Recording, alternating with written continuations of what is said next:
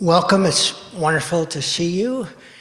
I've never quite understood why our congregation favors this side of the church over that side of the church, but who knows why we do what we do. We're human beings, and half the time we don't even know why we do what we do, but we know one thing. Come Sunday, it's good to connect with fellow human beings and to feel a moment of fellowship and a moment of shared devotion. I'm Rob Peck, happy to be your host, and in addition to being grateful for those of you who are here on either side of the non-political aisle, we're also very grateful for those of you who are joining us on Zoom. If this happens to be your first time here, we would love for you to sign our guest book. Russ is standing in the back, and I'm sure he would guide you gratefully to the guest book. It's a nice way for us to know who's visiting and for us to perhaps be able to also stay in touch.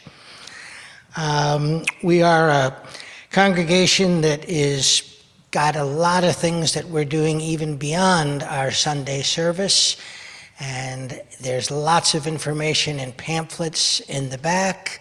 There'll also be some announcements at the end of our service to let you know ways in which we put our faith into our actions.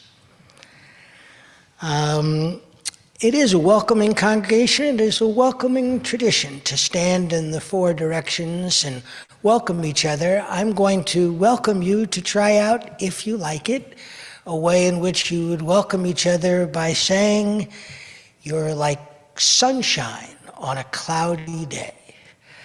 And if you really get inspired, the person could say back, when it's cold outside, "You're like the month of May."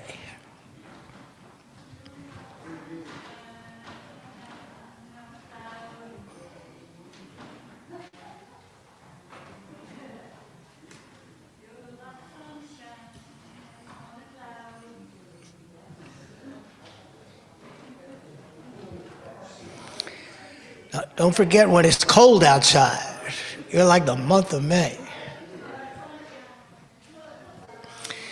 In our church, we lead people into the temptations.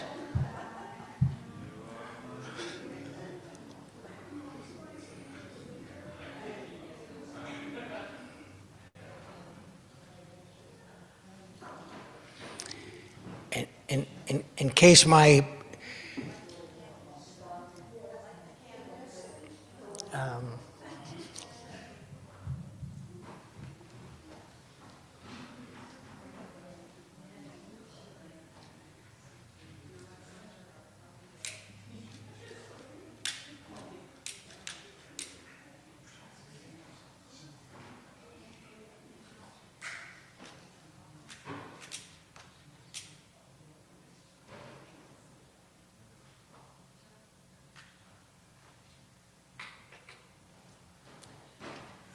In case my glib remark wasn't understood by everybody, I'm pretty sure, I'm not exactly a biblical scholar, that there's some line that says, "Lead us not into temptation."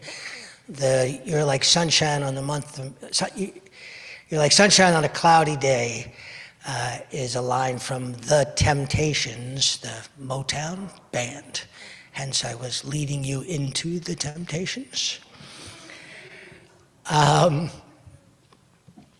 So now I'd like to lead you into a chance to just notice where there may be tension in your body and offer you a way to mindfully be kind to that part of your body by using your breath as a way to ease that tension and allow your mind and heart to come fully into this space.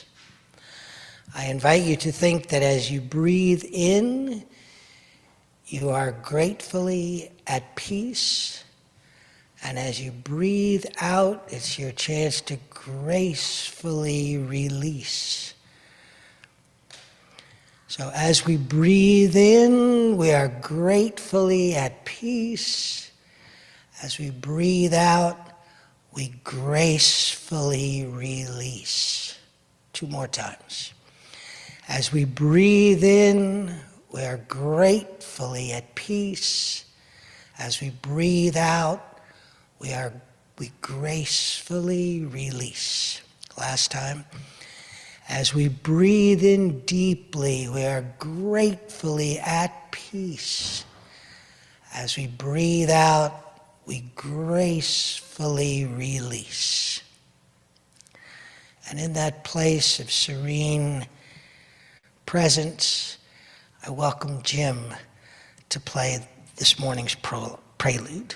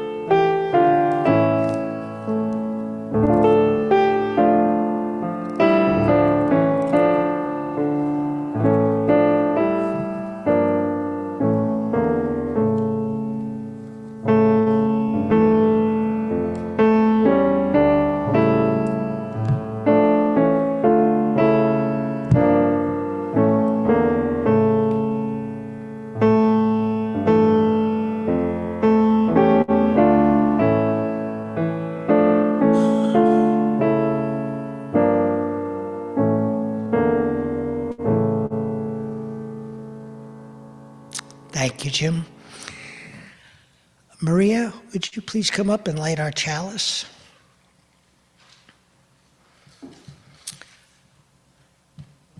There's 3 short quotes I'd like to share connected to the chalice. The first is from Ben Sweetland. We cannot hold a torch to light another's path without brightening our own. The second is from Hannah Senesh. Blessed is the match consumed in kindling flame. Blessed is the flame that burns in the heart's secret places. And finally, from Albert Schweitzer, at times our own light goes out and is rekindled by a spark from another person. Each of us has cause to think with deep gratitude of those who have lighted the flame within us. Before we sing the hymn, I stumbled on a kind of serendipitous reading that I want to share with you.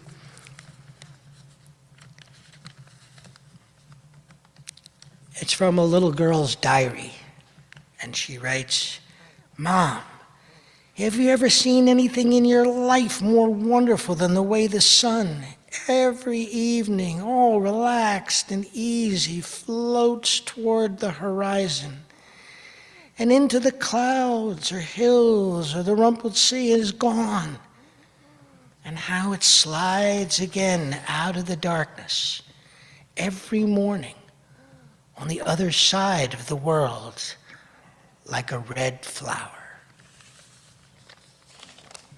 And now we'll do hymn number 392, Hine Matov. If you aren't familiar with it, I won't be shocked, but I think you'll find the melody is quite compelling, and I'm pretty sure the Hebrew is transliterated into English in a way that you can read along. And those of you who can read in Hebrew, you're in the wrong shul.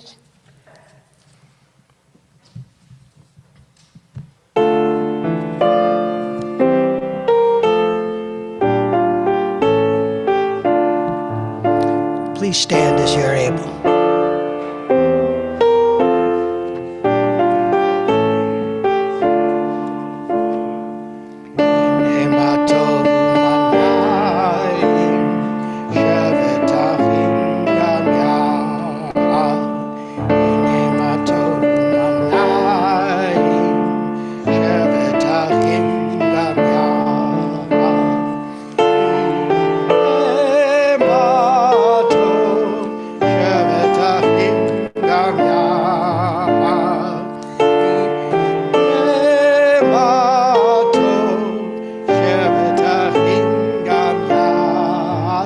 English. How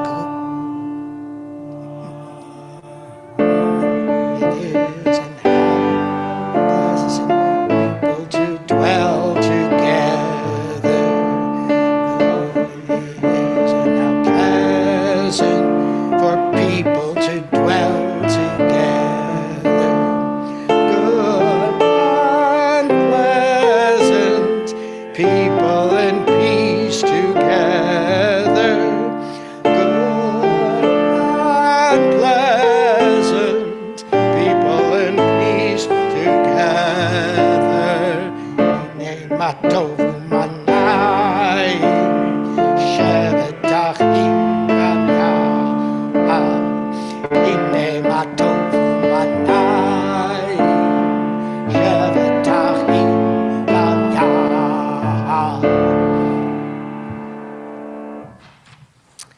Thank you.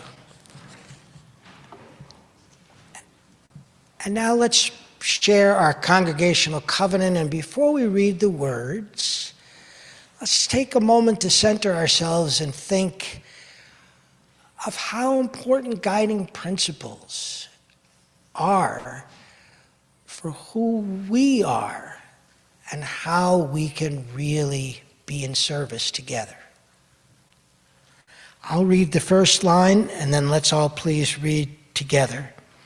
In this house, this beautiful sanctuary, we covenant with one another to create a community built on a foundation of love, to work together to promote equality, justice, and peace, accepting responsibility for our individual acts, to stand on the side of love, embracing the liberation of the oppressed and working to end discrimination and unjust privilege, to communicate with kindness and support, and to serve with compassion and commitment, to listen respectfully and value our diversity as a source of our collective strength, to learn and grow together, generously sharing our time,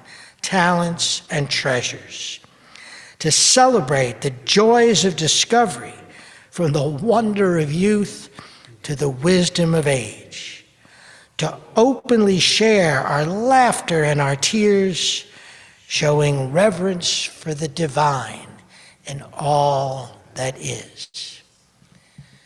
And one of the ways that we share our treasure is to see if we can be as generous as we're able when we take our offertory.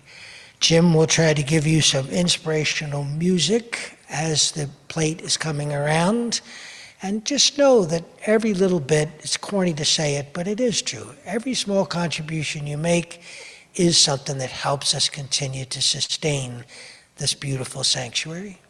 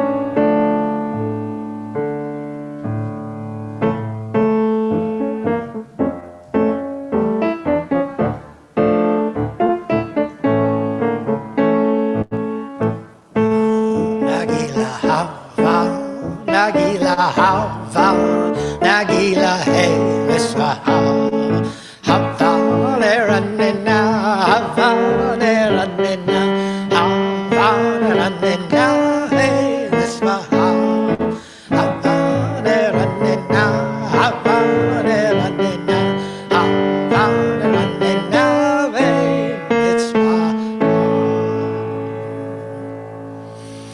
Ooh, you. Thank you, Jim. And in addition to being such a gifted pianist, Jim is also our special guest this morning who will share a sermon and a benediction at the end. And just by being himself is already a wonderful thing to share.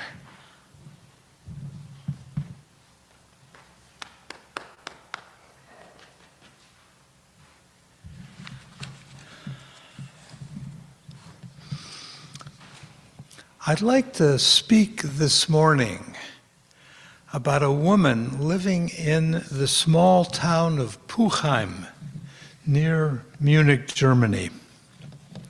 Her name is Helga Müller, and she has always been deeply devoted to her daughter, among other things, teaching her daughter how to make puppets and then putting on puppet shows with her. She has been determined to be a loving and faithful parent and a model for her daughter. Her own parentage was not so good. Early on in the 1940s, Helga grew up believing that her father was a war hero. The fiction was reinforced by the family on every occasion, and it continued after her father returned from the war and then suddenly died.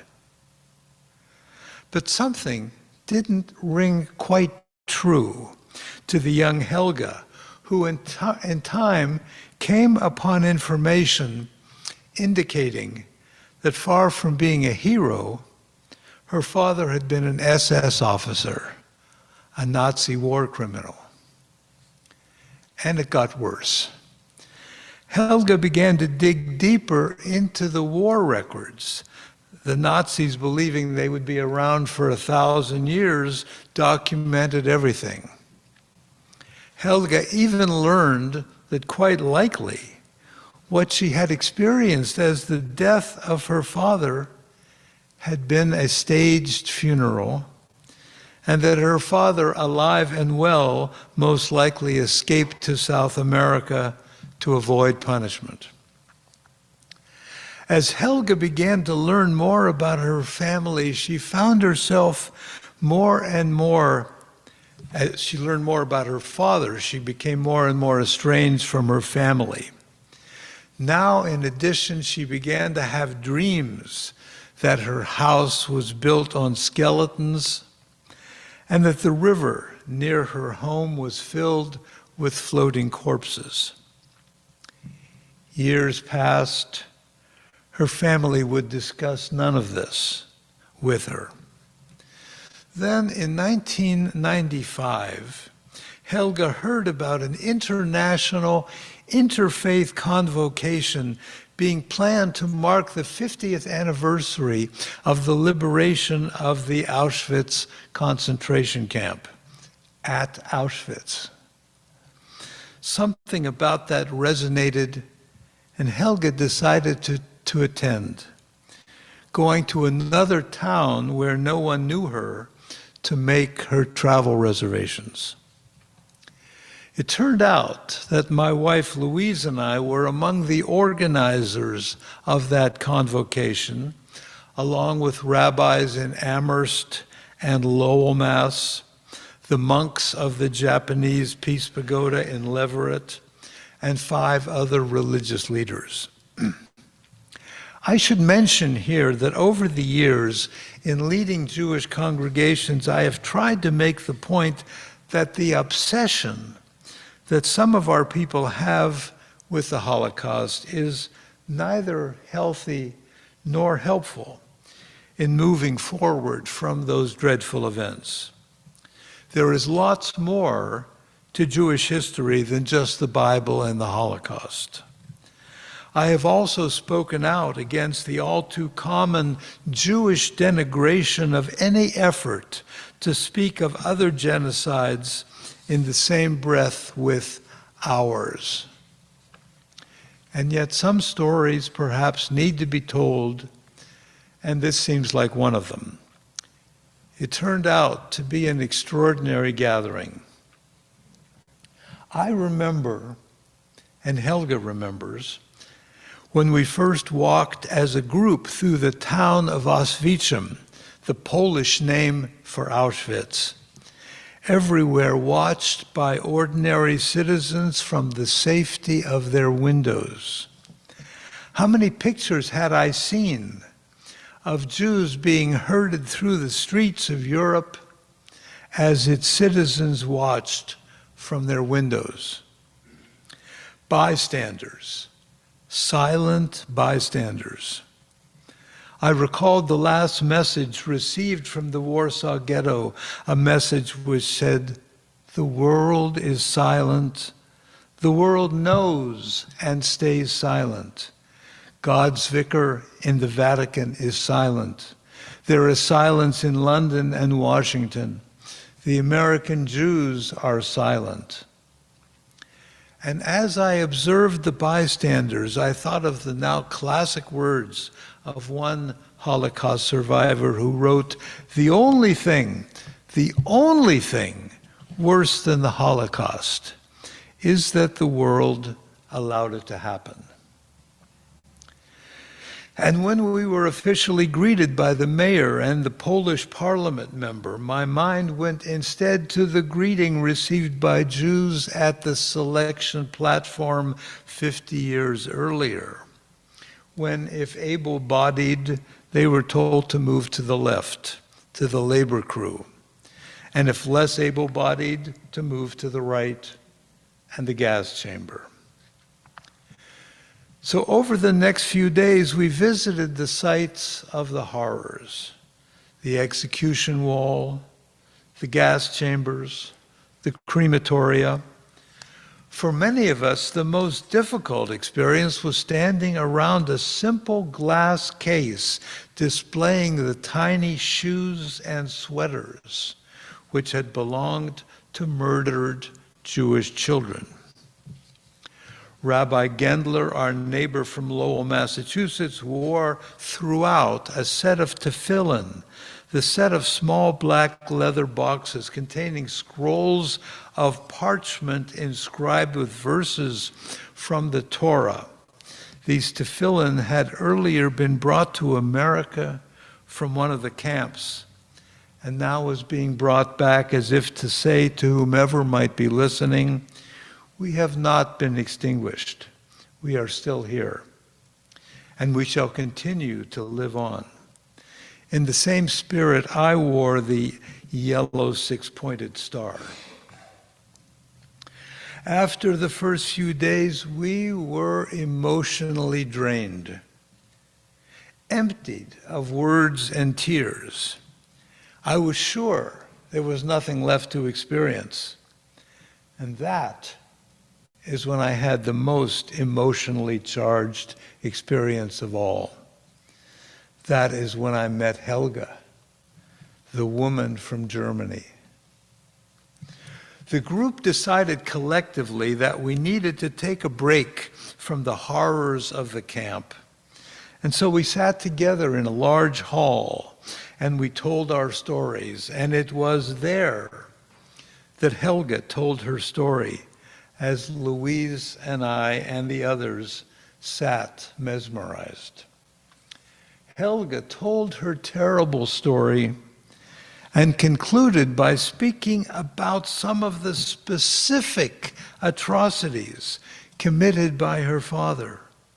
All of this gleaned from the Nazi records. She recited the horrors, telling us in the course of these that her father had been the Nazi commandant responsible for the liquidation of the Jewish ghetto in the town of Lida in Belarus. As she mentioned the name of the town, I gasped aloud. Lida was the town where my family had lived. My knees were shaking as I walked up to the front of the room after the session and proceeded to speak with her. As I made the connection, Helga's face turned white. And then, barely audible, Helga said she knew that one day she would meet someone whose family had been the victims of her father. Sometime later, when Helga and I were being interviewed on television, Helga said that when I first approached her at Auschwitz, she thought I might want to kill her. My own journey after that revelation was, I must admit, often dark and difficult. Anger, and then confusion, and then emotional numbness. I, of course, wondered whether Helga would ask me for the forgiveness that was not mine to give.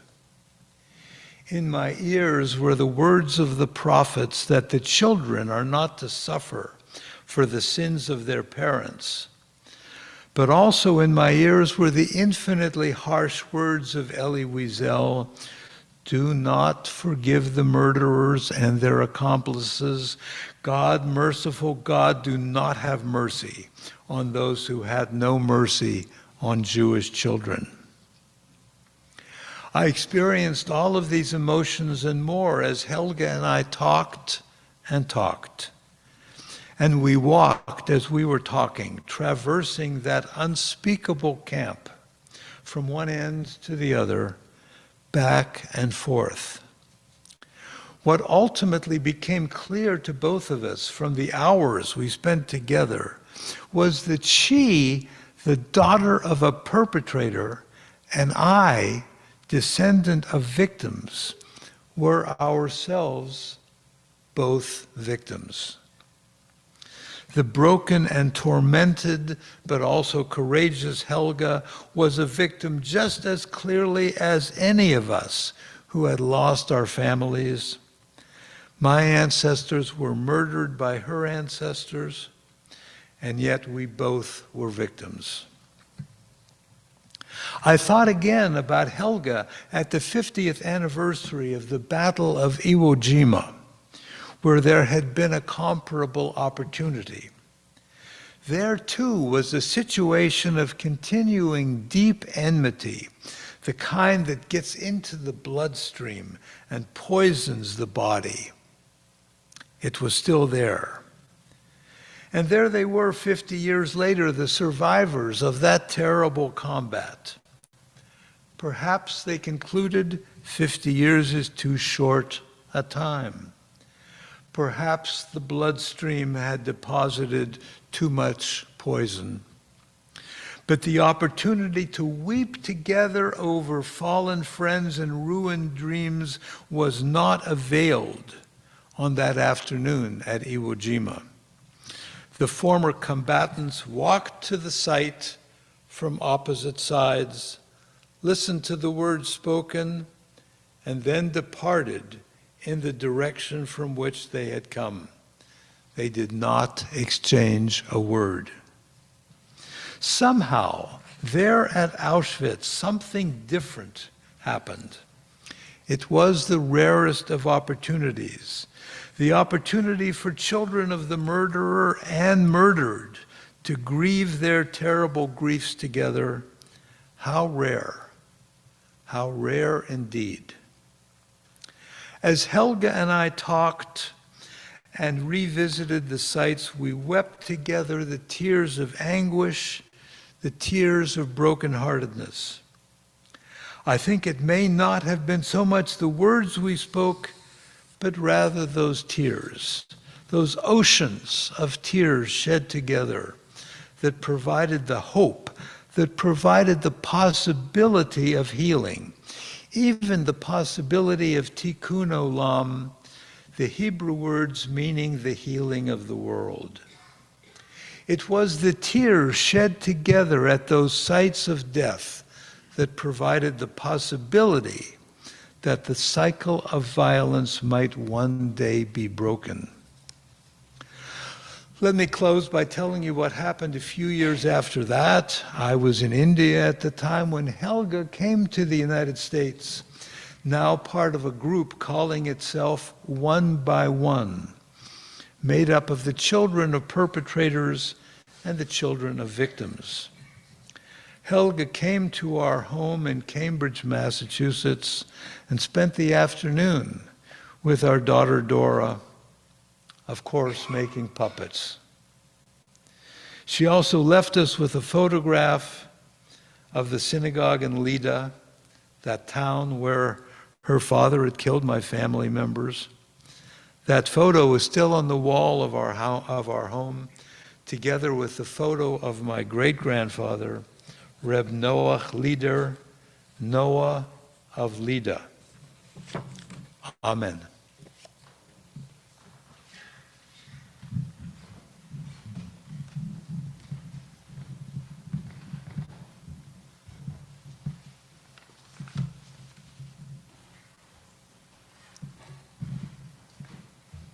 So after that moving sermon, it seemed right to Jim and I that we recalibrate with a song that does have elements of Hebrew, elements of English, and Jim will sing the first verse before we begin. It's number 219, "O hear my people."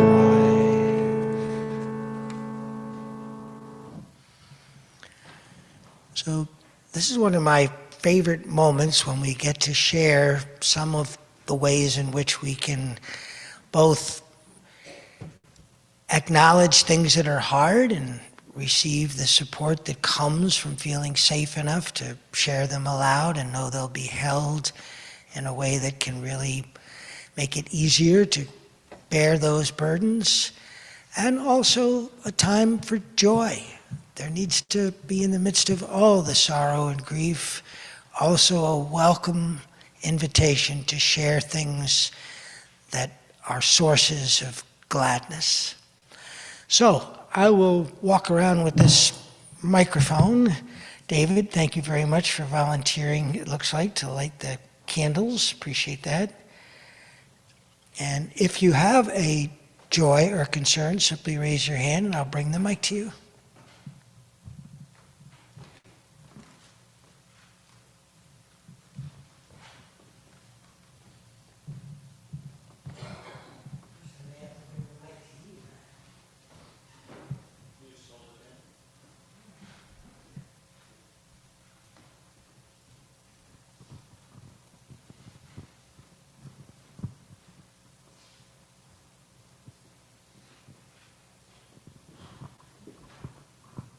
Hello, my name is Owen, and I just wanted to thank Jim for that really beautiful and extraordinary story.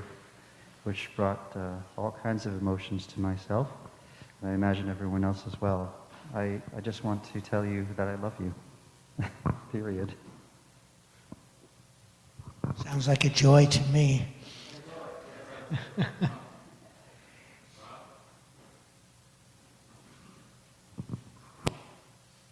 Hi, my name is Russ. If you light a candle for a couple of concerns I have. First one is for a friend of mine who has a medical condition that's only going to get worse.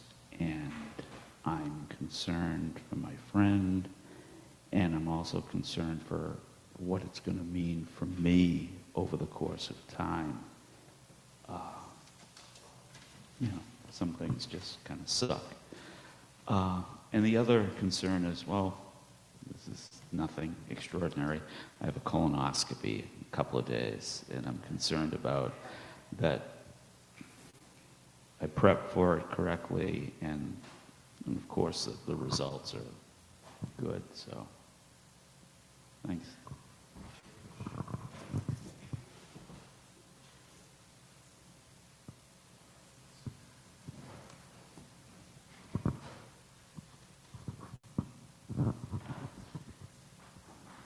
Well, my joy is that it is so wonderful to come to church in person. But before that, I had written the advantages of just watching it on Zoom, which was that you could sing as loud as you wanted, off key, and enjoy it by muting the sound, and that you could have the whole service last as coffee hour. You could drink your coffee, or in my case, a cup of tea, and nibble on what I wanted. And all of those I thought were advantages. And it saved gas, too. But now I see the advantage of being here in person. It's such a joy to see friends here, like Rob. Thank you, Karen.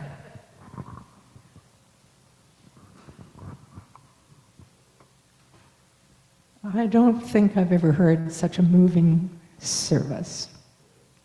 Yeah, and especially here we are sort of cast into the opposite. We have Gaza.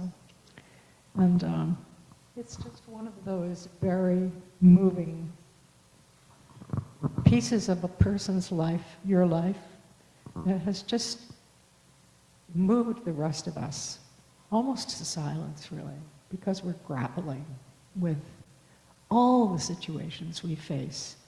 We're in denial of what's really going on in the world, faces us face to face, and we go on with ordinary lives. And of course, I'm right in the middle of climate change. And, there's a tremendous amount of lack of being able to face that enormous situation. If anything greater than Auschwitz, it's got to be climate change. So I'm grateful to be here. I'm so glad I came. And I appreciate what you had to say to us and just the life you've been leading that has been bending toward justice and bending toward peace. And so many of us have different experiences. They had everything from slavery to Holocaust of nuclear weapons I worked on, 10 years. But what you had to say was very moving, and I appreciate it enormously.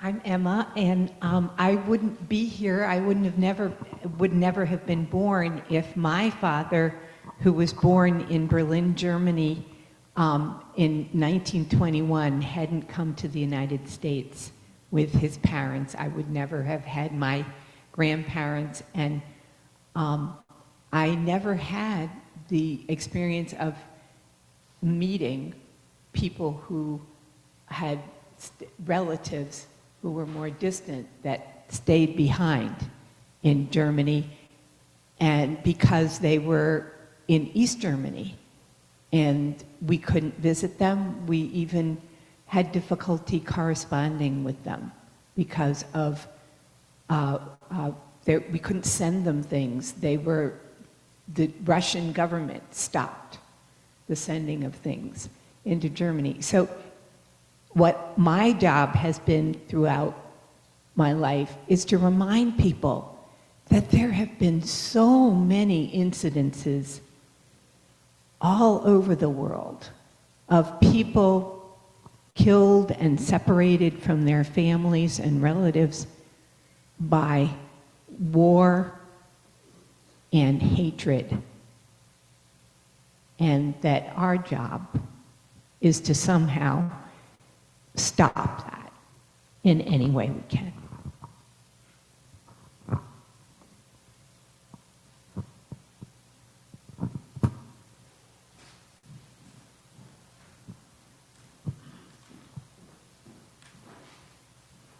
Like I'm carrying the Olympic torch. Thank you so much for these beautiful words. I heard a rumor that someone in our midst has a big 70th birthday coming up in the next week. Anybody know who that could be? Does that ring a bell at all? No, because it's not till next month, you nut. Next month is fine.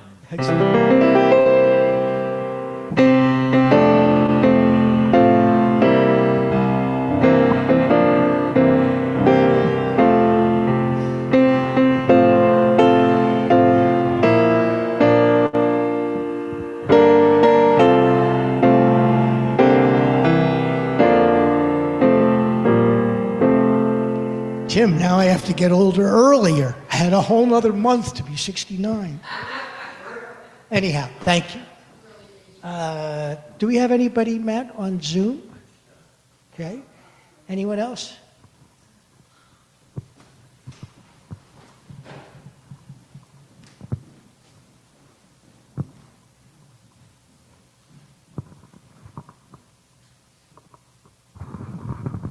Good morning, everyone. My name is Daniel, and definitely thank you, Jim, for what you shared this morning. It's, really, really powerful to hear. A handful of years ago, I was listening to the book Mere Christianity, and one of the things I was really struck by is, at least in my understanding of it, it seemed to say that the biggest sin against God was pride, that you know better than God. And in thinking about that, if free will is a God-given gift, and if violence is taking away someone else's free will, then it's not just, an assault. It's not just whatever form violence takes shape on. It's actually an act against God. It's saying that you know better than God.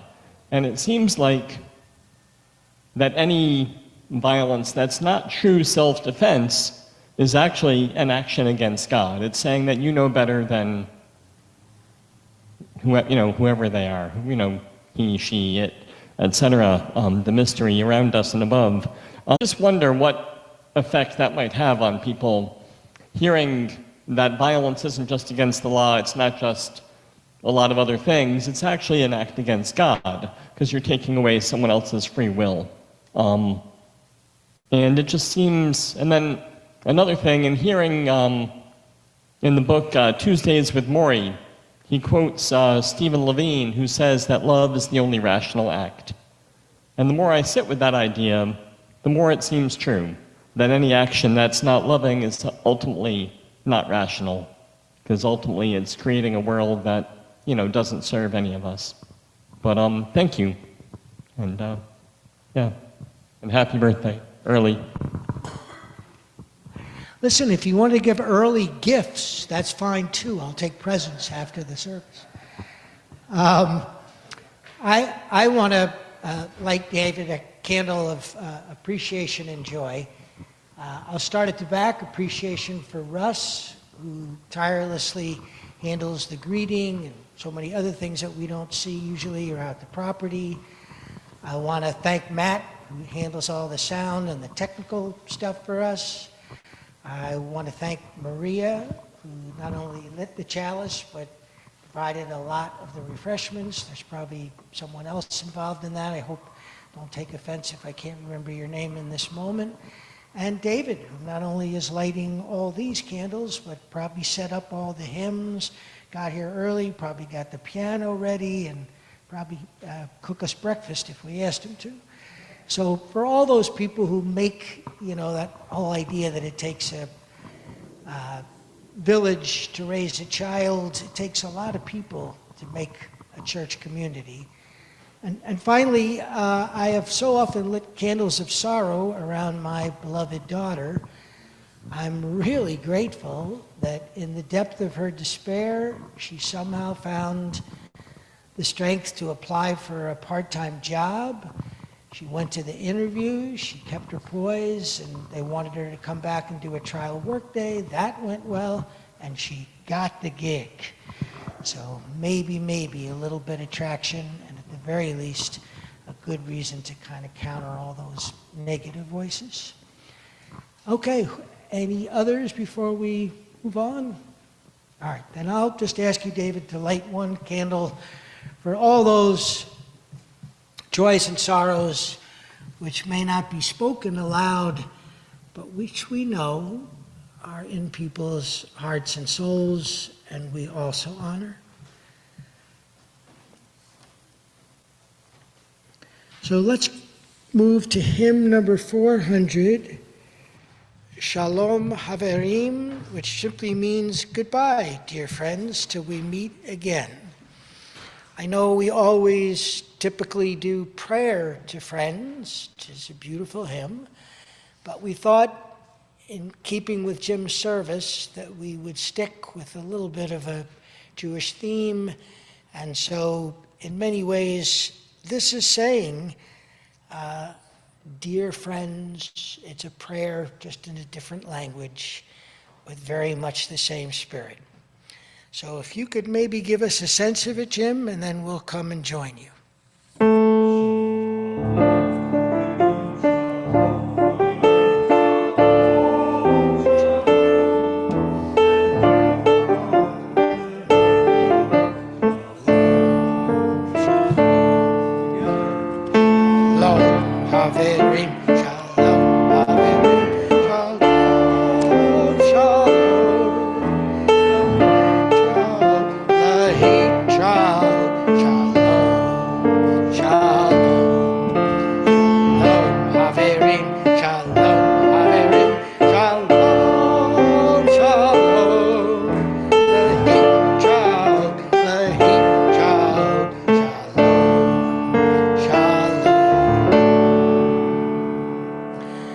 Shalom, hello, goodbye, and maybe best of all, peace.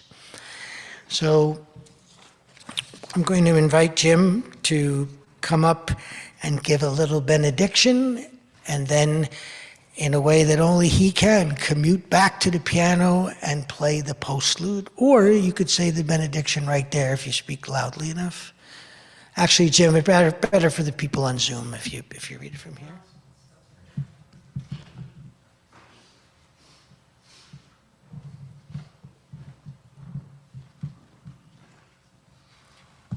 This is the same benediction that I usually give. It's the one in Aramaic.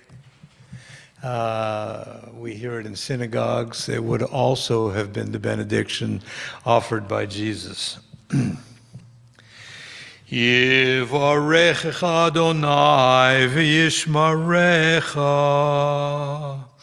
Yair Adonai panav elecha v'yichuneka. Yisa Adonai panav elecha v'yasem lecha shalom. May the Lord bless you and guard you. May the Lord show you favor and be gracious to you. May the Lord show you kindness and grant you peace. And we all say together, Amen.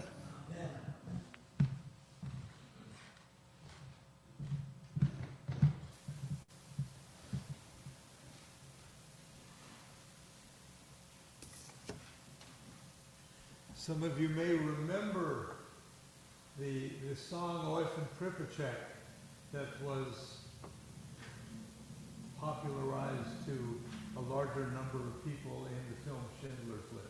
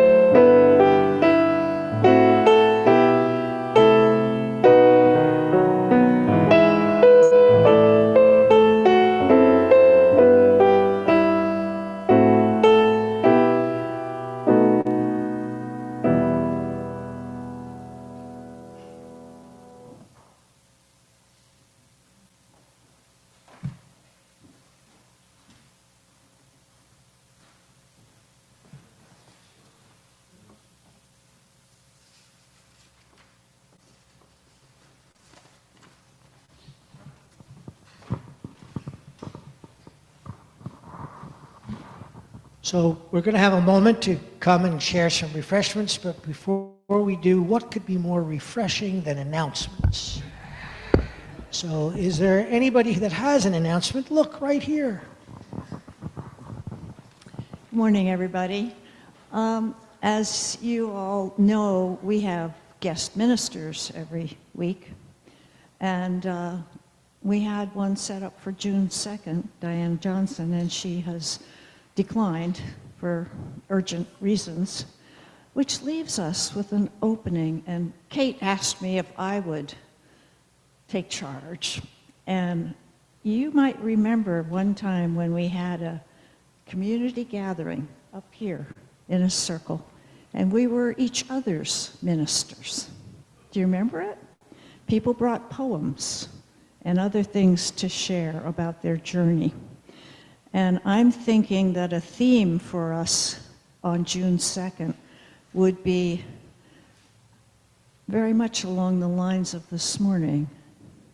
How do you get up and begin again when you've had a blow, a big disappointment, a challenge of some kind that you didn't want? What is your source for getting up and beginning again? So I'd like you to think about that in the next 2 weeks and come on June 2nd. And instead of sitting in the pews, we'll sit in a circle together up here, and we will be each other's ministers. I hope you'll be here.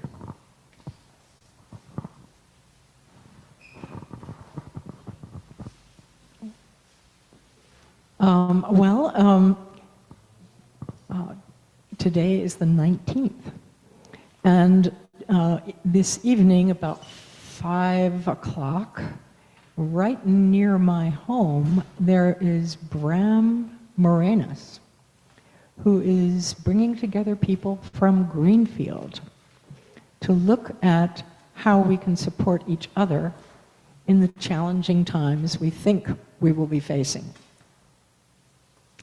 And at 5:30 or sometime near that, at my house, we're going to be showing a film on YouTube on my computer, which is not a little computer, it's a bigger computer, also very clumsy, but it's Standing Trees Vermont on pro-forestation. So it's talking about climate change, pro-forestation. and I want to give you the good news. Proforestation was talked about in this church a few weeks ago by Bill Mumau, one of the most qualified people in the world, to give us the news, to give us the ideas that we may be able to weather the climate crisis. And now we have a really good reason to think we might, because Standing Trees is a national organization, and it's taking the U.S. Forestry Service to court now. That's already been prepared. It's taking them to court. And you would think, oh, why would they want to take the U.S. Forestry Service to court? But until you dig in, you don't realize that the U.S. Forestry Service, like many U.S. government services and like many other services, has become a slave to profit. And what they do is cut down the trees and sell the wood. It's a holocaust of a different character. So here we are, we're all in the same canoe, we're all paddling somewhere, and here we have an opportunity to make an enormous difference because we can see this little opening, and we don't want to end up in another Holocaust. Amen. Good morning, everyone. My name is David. I'm the treasurer of the congregation. Today is May 19th, and I bring to your attention that at the conclusion of next month, on June 30th, we close our fiscal year 24. And that means we get to begin again with our new fiscal year 25. I have here in my hand pledge cards, and I'll stand at the back and hand them out to you. What we're looking to do is to understand how much we can count on you and finance our budget for the year upcoming. This coming Monday night is a board meeting, and I'll be putting forward a proposed budget on the expectation of hoping that my number, like the lottery, comes out to what you promised. And I hope to get statements out to people to have you see a past year's understanding of what you've pledged, what you've paid. It's no longer for tax purposes because the number has gotten so high that it's not normal for you to make that level of contribution, although we'd love it. They've raised the limit in terms of deductions and such, so that's why you didn't receive it for tax time. Thank you. And speaking of that board meeting, if any of you would like to just observe or get involved a little bit, get your feet wet, we would certainly welcome you. The board meeting is on Zoom. It happens at 7:30 tomorrow night, and wide open if anybody'd like to pop in. You don't have to stay for the whole time. We meet for 11 hours. No, but you can just come for as little or as much as you'd like at the meeting. Hi, I'm Ellen, and I have two announcements. One, very simply, at 12:30 today, the Social Justice Committee will be meeting in the minister's office, and I hope you will join us. Personal announcement. Some of you may remember that I was very excited to be buying a new bedroom set, which I actually did. The problem is I can't get rid of my old bedroom set.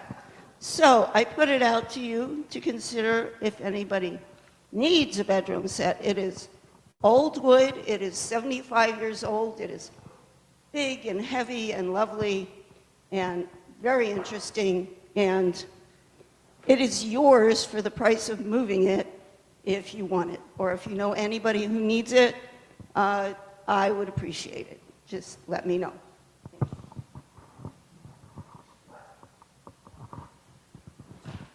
I'm inviting those who are concerned about climate change to join me after the service. Maybe we could meet in the meeting room out there, because I have a plan.